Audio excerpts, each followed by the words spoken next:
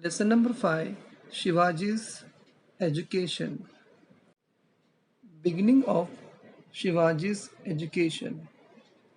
Shahaji Raje himself was a scholar of Sanskrit.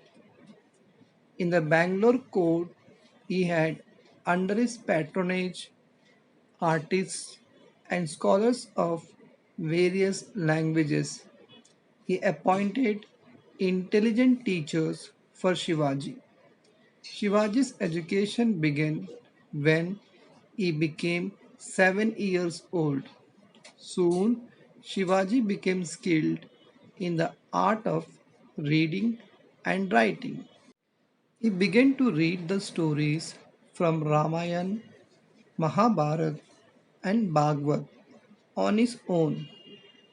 To teach him warfare, Shahaji Raje had appointed some teachers.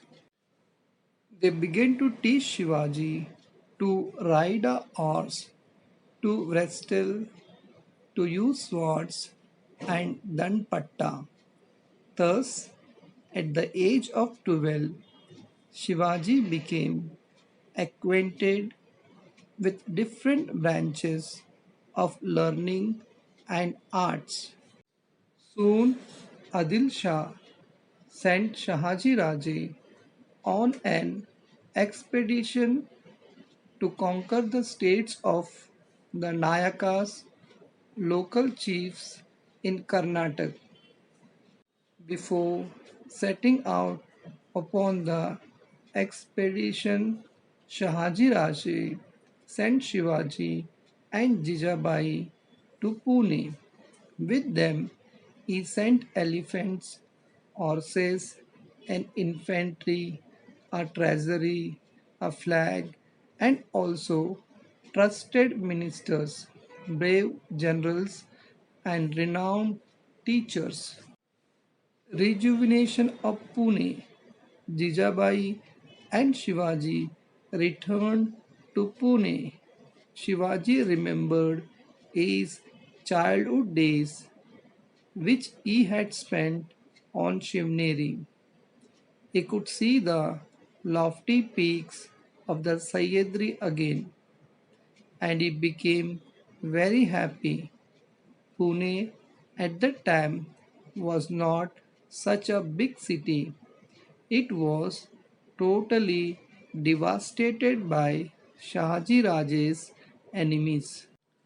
Properties were damaged, houses were demolished, temples had collapsed, the frightened people had fled from their villages, fields had become barren, thick forests had grown, wolves roamed in the countryside. Pune thus was totally in a shambles and ruins. When the people living around came to know that Jijabai has returned to Pune with Shivaji, they took heart. Jijabai called all of them and reassured them that they would be safe in Pune. People started settling in Pune, cultivating their lands. Jijabai had the dilapidated temples repaired. In the temples, worship began morning and evening. The town was again throbbing with people. Thus, Pune was totally transformed. The achievements of Dadaji Kondev. When Jijabai and Shivaji were in Karnataka, Dadaji Kondev looked after the Pune Jagir. He was the Subedar of Kondana also. He was very faithful. He was strict, efficient, and honest in his work. He was also just and a strict disciplinarian. He served with devotion. At about this time, a big vada or residence was built in Pune by the orders of Shahaji Raje. It came to be known as Lal Mahal. To encourage the peasants to till their lands, Dadaji gave them concessions in the land tax for a few years. He offered prizes for destroying the wolves which infested the countryside and arrest the peasants. Many wolves were killed. He raised peasant patrols to protect life and property from gangs of thieves who roamed the countryside. He fixed land revenue according to the quality of the soil. He thus made the people happy. In the fields of agricultural reform and revenue collection, the work done by Dadaji Kondev and the Nizamshahi Wazir Malik Ambar is considered to be very important. Happy. In the fields of agricultural reform and revenue collection, the work done by Dadaji Kondev and the Nizamshahi Wazir Malik Ambar is considered to be very important. Shivaji's education. When Shivaji returned to Pune, his education continued under the supervision of Jijabai. While returning from Bangalore, Jijabai and Shivaji were accompanied by eminent teachers sent by Shahaji Raje. They taught him many sciences, branches of learning, and languages. Shivaji acquired the knowledge of excellent administration, war tactics, fort architecture, selection of horses and elephants, ways of escaping from difficult enemy territories, and many other things. Shivaji's progress in education pleased Jijabai very much. What Veer Mata Jijabai taught Shivaji. Jijabai was no ordinary woman. She was the daughter of the mighty Sardar Lakhuji Rao Jadhav and the wife of the brave and valiant Shahaji Raje. She had inherited the knowledge of politics and warfare from her infancy. In her was witnessed the confluence of the martial traditions of the famous houses of the Jadavs and Bhosles. She was a freedom loving person with a great sense of pride.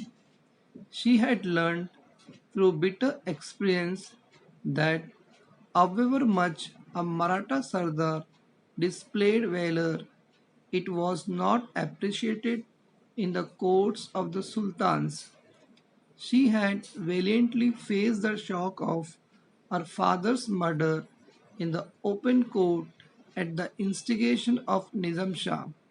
She had resolved that her son Shivaji would never be engaged in the services of others. He would establish the rule of his own people, Swaraj. She was bringing up Shivaji with that ideal. The people living in the Mawal region were called Mawlas. They were loyal, hard-working, and quick-footed. No one could surpass them in hardiness, but they were harassed by the Sultan's rule. The armies of the sultans used to plunder their villages, forcing the people to abandon their places. Nobody cared for them. Shivaji yearned to do something for these poor, miserable people. On returning home, Shivaji would talk about this to his mother. Jijabai would say, Shivba, Sri Ramchandra is the ancestor of the Bhosles. Rama killed Ravan and made his people happy. The ancestor of the Jadavs is Sri Krishna. He killed Kans and brought relief to his people. You are a descendant of both Sri Rama and Sri Krishna. You can also destroy the wicked and make your subjects happy. These words of Jijabai were a source of inspiration to young Shivaji. He would remember the brave deeds of heroes of the past like Rama, Krishna, Bhim, Arjun. He thought of them all the time, whether asleep or awake. He felt that he too must fight against injustice as they did, and like them, destroy the wicked and bring happiness to his subjects. He thought that he should become courageous and brave like these heroes of old. The new regime of Shivaji.